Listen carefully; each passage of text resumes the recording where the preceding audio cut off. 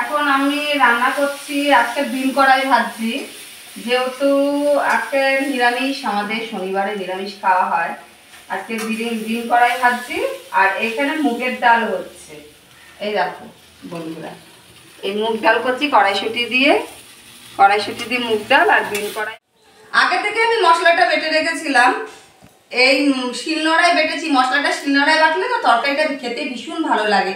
তোমাদের দাদা ভাই দুদিন ধরে বলে যাচ্ছে এঁচোড়ের তরকারি খাবে, তাই আজকে আমি নিরামিষ এঁচোড় রান্না করব।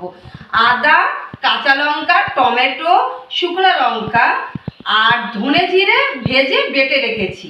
এই যে বন্ধুরা দেখো, শিলনোড়ায় বাটলে তো ভীষণ ভালো হয় খেতে। আর টমেটোটাও আমি শিলনোড়ায় সুন্দর করে বেটে নিয়েছি থক করে।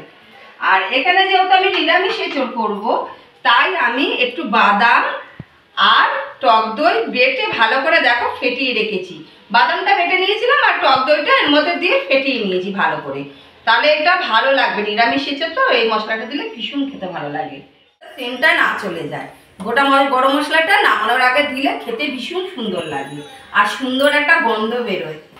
এখানে আলুগুলোকে আমি সুন্দর করে কেটে ধুয়ে রেখেছিলাম।